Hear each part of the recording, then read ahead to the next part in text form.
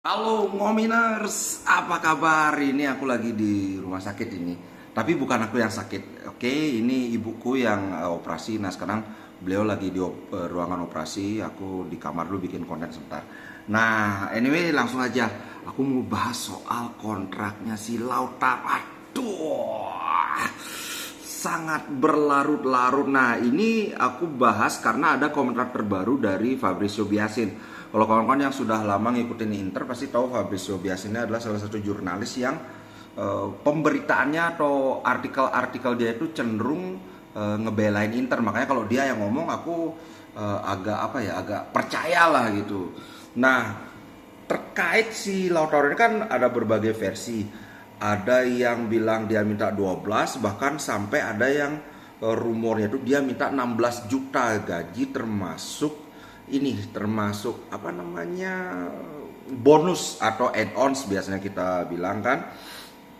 Nah, kalau menurut Fabrizio Biasin itu dia bilang ada permintaan dari Lautaro itu seperti begini.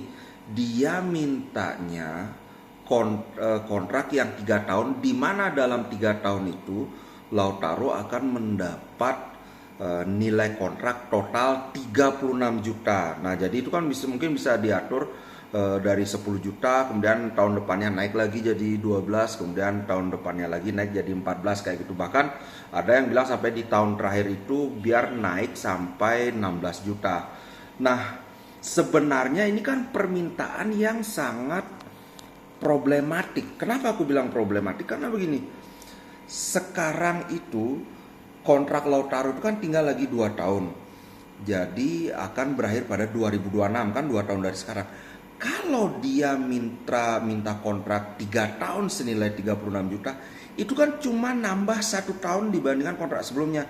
Yang artinya kalau sekarang dia tanda tangan kontrak 3 tahun, berarti kontrak dia akan berakhir pada 2027. Itu kan cuma nambah setahun doang. Tapi pengeluaran yang dikeluarkan Inter itu akan berkali lipat, karena sekarang itu kalau nggak salah dia 6,5 juta begitu kan. Bayangkan dari 6,5 juta yang akan sedianya bertahan sampai 2026, berarti kan Inter tinggal, dalam tanda kutip ya, Inter tinggal bayar 6,5 juta kali 2 kan ya anggaplah 14 juta ya, 13 juta kan. 13 juta net itu sampai 2 tahun.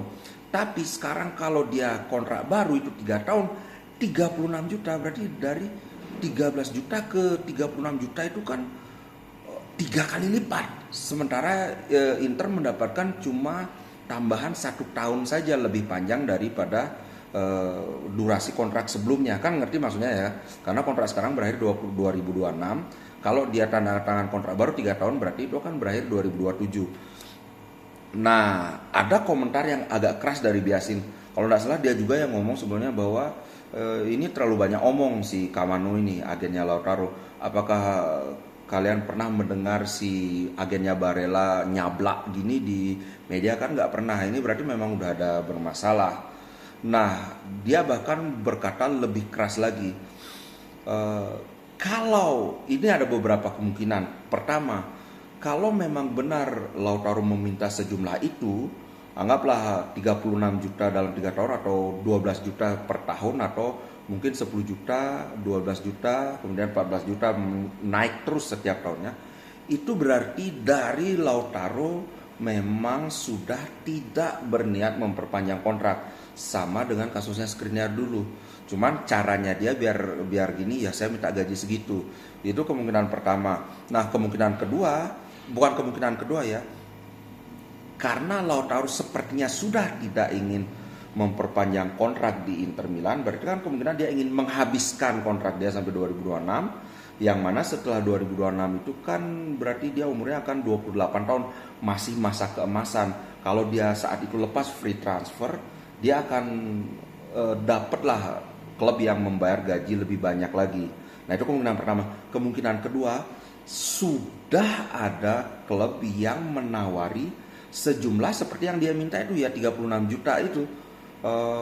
Yang mana klubnya?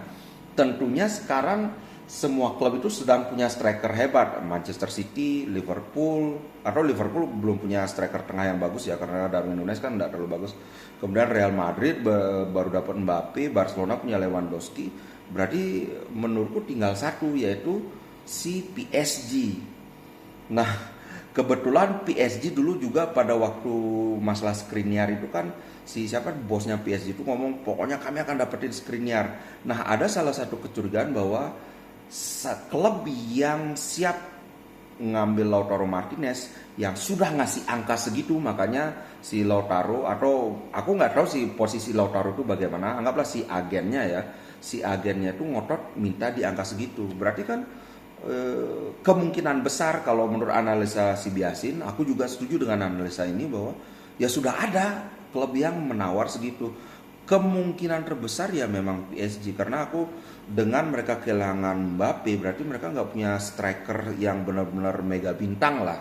Kalau Lautaro Martinez kan ya rasanya tidak berlebihan kalau bilang dia adalah striker mega bintang. World Cup dia punya, Scudetto, top scorer, dan aku sudah lihat di Serie A dia satu-satunya striker yang dalam 3 musim terakhir loh, 3 musim terakhir selalu mencetak di atas 20 gol. Jadi konsistensi dia itu sudah sangat terbukti dan teruji. Dan tentu saja ya PSG pasti mau yang begini-begini, apalagi kalau gaji 12 juta sekelas PSG nggak mungkin nggak mau. Nah, nanti aku akan update lagi kalau ada berita, karena dari pihak Marotta dia bilang sih enggak itu cuma gosip aja, dia bilangnya gitu sih.